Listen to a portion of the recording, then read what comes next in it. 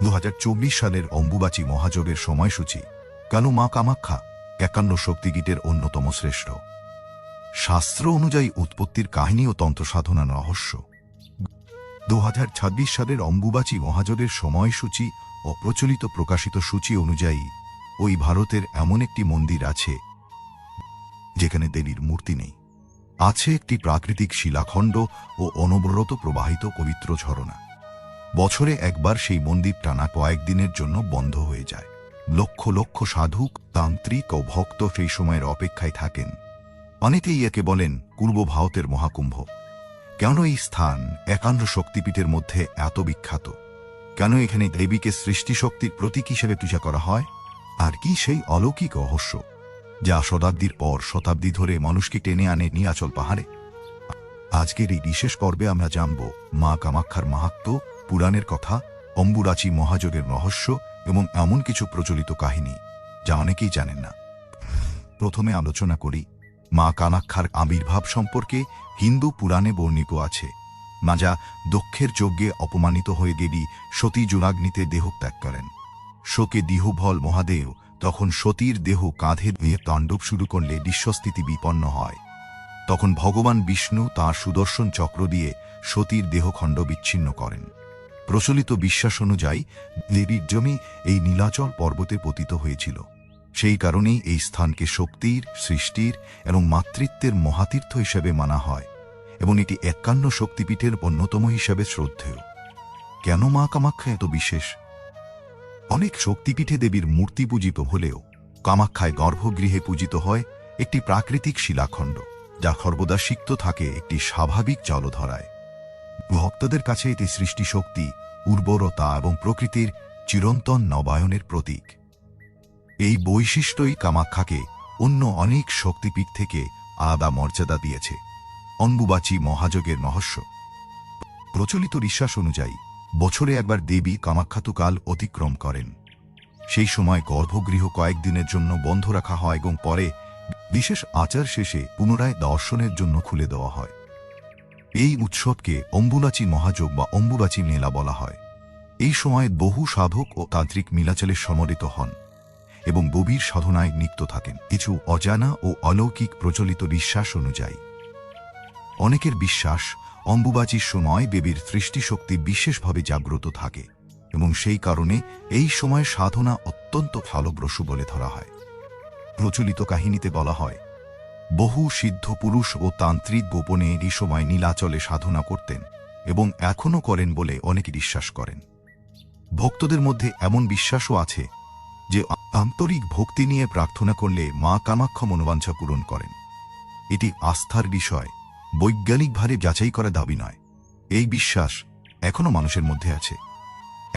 শক্তিপীঠের মধ্যে কামাখ্যার গুরুত্ব। কামাখ্যা শুধু একটি তীর্থময় শক্তি উপাসনা ও তন্ত্র সাধনার ইতিহাসে এটি অন্যতম প্রধান কেন্দ্র হিসেবে পরিচিত। এখানে দেবীকে সৃষ্টিশক্তির প্রতীক হিসেবে পূজা করা হয়, যা ভারতীয় শাক্তধারায় এক বিশেষ স্থান দখল করে আছে। ভক্তদের জন্য আধ্যাত্মিক বার্তা হল মা কামাখ্যার আরাধনার মূল শিক্ষা হল নারী শক্তির প্রতি শ্রদ্ধা, প্রকৃতির সৃষ্টিশীল শক্তিকে সম্মান, আত্মসংযম ও ভক্তি অহংকার ত্যাগ করে ঈশ্বর চিন্তা। মা কামাখ্যার মহিমা শুধু অলৌকিকতার গল্প নয়, এটি শক্তি, সৃষ্টি এবং মাতৃত্বের প্রতি শ্রদ্ধার এক গভীর আধ্যাত্মিক প্রতীক। অম্বুবাচী মহাযোগ 2026-এর সময়সূচি ও ভক্তদের করণীয় অকরণীয়। 2026 সালের অম্বুবাচী মহাযোগের সময়সূচি। এই বছর অম্বুবাচী মহাযোগ শুরু হচ্ছে 22 জুন 2026 সোমবার। প্রচলিত পঞ্জিকা ও প্রকাশিত সময়সূচি অনুযায়ী এই দিন দুপুরের পর থেকে মা কামাখ্যার গর্ভগৃহ দর্শনার্থীদের জন্য বন্ধ রাখা হয়। এরপর টানা 3 দিন বিশেষ আচার পালিত হয় এবং ভক্তদের জন্য সাধারণ দর্শন বন্ধ থাকে। সংক্ষিপ্ত সময়সূচি 22 জুন 2026 সোমবার অম্বুবাচী মহাযোগের সূচনা এবং গর্ভগৃহ বন্ধ। 23 জুন 2026 মঙ্গলবার মন্দিরের অন্তর্গত বিশেষ তান্ত্রিক ও বৈদিক আচার চলতে থাকে, সাধারণ দর্শন বন্ধ। 24 জুন 2026 বুধবার দেবীর বিশ্রামকাল অব্যাহত থাকে। সাধক ও সন্ন্যাসীরা জপ, তপ ও সাধনায় নিয়োজিত থাকেন। 25 জুন 2026 বৃহস্পতিবার শুদ্ধিকরণ ও বিশেষ পূজার প্রস্তুতি সম্পন্ন হয়। 26 জুন 2026 শুক্রবার বিশেষ পূজা ও আচার অনুষ্ঠানের পর পুনরায় মন্দিরের দ্বার ভক্তদের দর্শনের জন্য উন্মুক্ত করা হয় এবং প্রসাদ বিতরণ করা হয়। এই সময় ভক্তদের করণীয় এক, মায়ের নাম জপ করুন জয় মা কামাখ্যা, ওম হ্রিং ক্লিং চামুন্ডায় ওই বিচ্ছে অথবা নিজের ইষ্ট মন্ত্র ভক্তিভরে জপ করতে পারেন। 2. দেবী মহাপ্র ও শাস্ত্রপাক, দুর্গা সপ্তশতী, দেবী মাহাত্ম্য, ললিতা সহস্রনাম বা দেবী সম্পর্কিত গ্রন্থ পাঠ পড়লে অনেক ভক্ত আধ্যাত্মিক শান্তি অনুভব করেন। 3.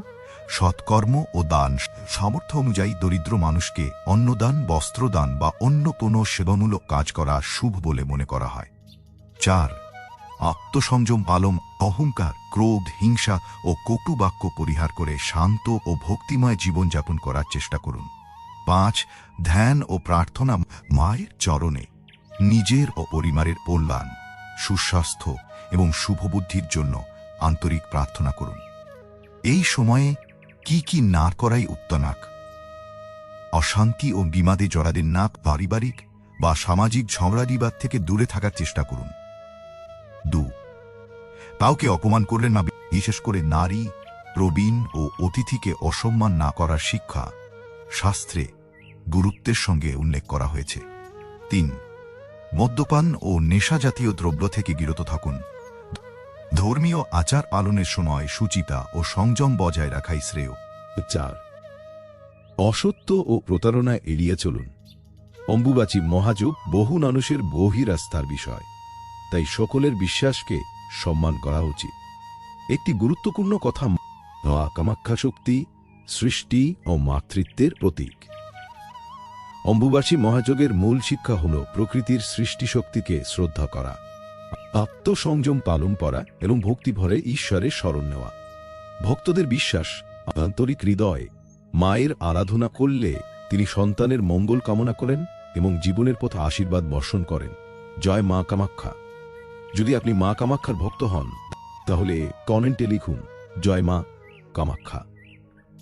ভিডিওটি ভালো লাগলে লাইক করুন, বন্ধুদের সঙ্গে শেয়ার করুন এবং এমন আলো সনাতন ধর্মের ইতিহাস, পুরাণ ও আধ্যাত্মিক কাহিনী জানতে আমাদের চ্যানেলটি সাবস্ক্রাইব করুন। জয় মা কামাখ্যা, জয় আদ্যা শক্তি।